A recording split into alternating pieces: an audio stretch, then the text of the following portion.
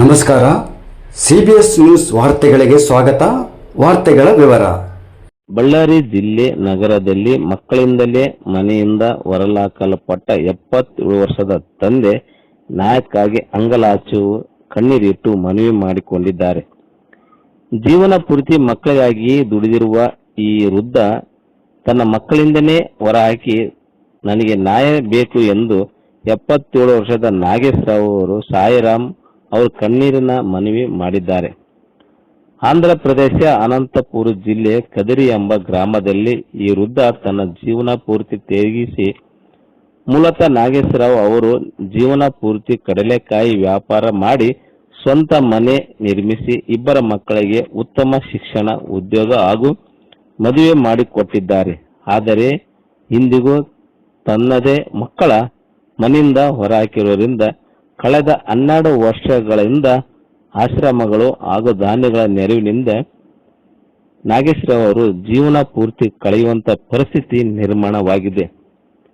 ತಮ್ಮ ಸಮಸ್ಯೆಯನ್ನು ಹಲವಾರು ಬಾರಿ ಅಧಿಕಾರಿಗಳು, ಮಾನವ ಹಕ್ಕುಗಳ ಸಂಘಟನೆಗಳು ಹಾಗೂ ಸಂಬಂಧಪಟ್ಟ ಇಲಾಖೆ ಗಮನಕ್ಕೆ ತಂದರೂ ಇದುವರೆಗೆ ನ್ಯಾಯನೇ ದೊರೆತಿಲ್ಲ ಎಂದು ಅವರು ನಾಗೇಶ್ರಾವ್ ಅವರು ಬೇಸರ ವ್ಯಕ್ತಪಡಿಸಿದ್ದಾರೆ.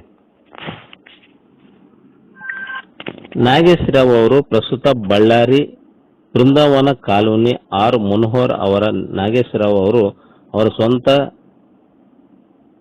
ತಂದೆಯಂತೆ ನೋಡಿಕೊಳ್ಳುತ್ತಿದ್ದಾರೆ. ವಾಸಕ್ಕೆ ಪ್ರತ್ಯೇಕ ಕೊಠಡಿ, ಆಹಾರ, ವೇದಿಕೆಯ ಚಿಕಿತ್ಸೆ ಸೇರಿದಂತೆ ಅಗತ್ಯ ಪೂರೈಕೆ ಒದಗಿಸುತ್ತಿದ್ದಾರೆ. ಅವರು ಮಾನವೀಯತೆ ಸೇವೆ ನಾಗೇಶ್ರಾವ್ ಅವರು ಶ್ಲಾಘಿಸಿದ್ದಾರೆ.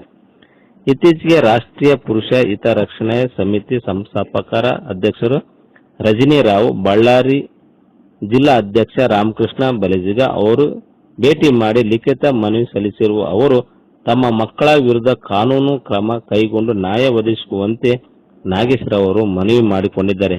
ವೃದ್ಧ ತಂದೆ ತಾಯಿಯನ್ನು ನೋಡಿಕೊಳ್ಳುವ ಪ್ರತಿಯೊಬ್ಬ ಮಗುವಿನ ಕಾನೂನುಬದ್ಧ ನೈತಿಕತೆ ಹಾಗೂ ಸಾಮಾಜಿಕ ಜವಾಬ್ದಾರಿ, ನನಗೆ ಅಗತ್ಯ ರಕ್ಷಣೆ, ಜೀವನೋಪಾಯ ಮತ್ತು ನ್ಯಾಯ ದೊರಕಿಸಿಕೊಡಬೇಕೆಂದು ಕರ್ನಾಟಕ ಹಾಗೂ ಆಂಧ್ರ ಪ್ರದೇಶ ಸರ್ಕಾರ ಸಂಬಂಧಪಟ್ಟ ಅಧಿಕಾರಿಗಳು ಹಾಗೂ ಮಾನವನ ಹಕ್ಕುಗಳ ಸಂಘಟನೆಗಳ ಅವರಿಗೆ ವಿನಂತಿ ಮಾಡಿಕೊಂಡಿದ್ದಾರೆ.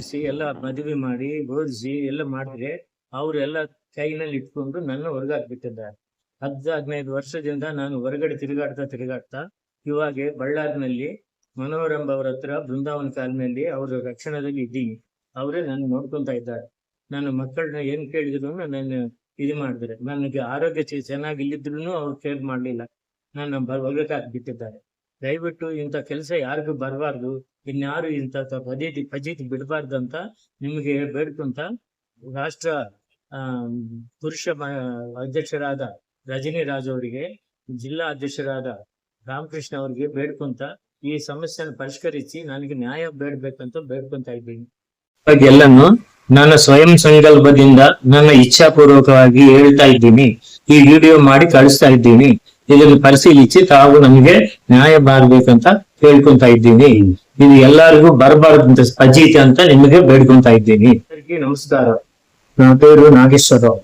నేను ఆంధ్రాలో కదిరిలో స్థాపనం ఉంటూ అక్కడే వ్యాపారాన్ని వస్తువులు చేసుకుని నాకు 2 కొడుకులు ఉంటే వాళ్ళని మంచి వ్యాపారంలో కూర్చోబెట్టి పోషించినాను.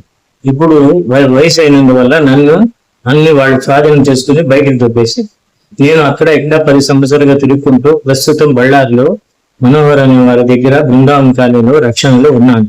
వాళ్ళే నన్ను ఎన్ని చూసుకుంటున్నాను. ఈ బాధలు తట్టుకోలేక ఎవరు చెప్పుకోవాలని తెలియక బాధపడుతుంటే అనుకోకుండా నాకు ఈ దారి జరిపింది. రాష్ట్ర అధ్యక్షులైన రజనీ రాజు గారికి, జిల్లా అధ్యక్షుడు రామకృష్ణ గారికి విన్నవించుకుంటూ నాకు ఈ సమస్య పరిష్కరించి ఇట్లాంటి సమస్య ఎవరికి రాకుండా అందరికీ మంచి జరిగేటట్టుగా మీరు సహకరించి మాకు సహాయం చేయగలని కోరుచున్నాను. ఏం సంకల్పంతో, నా ఇష్టంతో ఈ వీడియో చేసి పంపుతున్నాను. జాతీయ పురుష ಹಿತರಕ್ಷಣಾ ಸಂಸ್ಥೆ ವ್ಯವಸ್ಥಾಪಕರು ರಜನಿ ರಾಜ್ ಅವರಿಗೆ, ಬಳ್ಳಾರಿ ಜಿಲ್ಲಾ ಅಧ್ಯಕ್ಷರು ರಾಮಕೃಷ್ಣ ಅವರಿಗೆ ಸೇರಿ ವಿನ್ನವಿಂಚಿಕೊಂటున్నాను.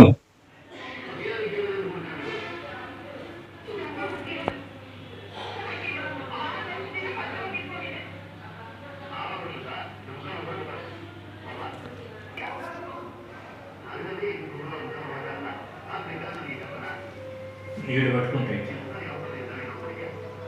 ఇప్పుడు చూడు.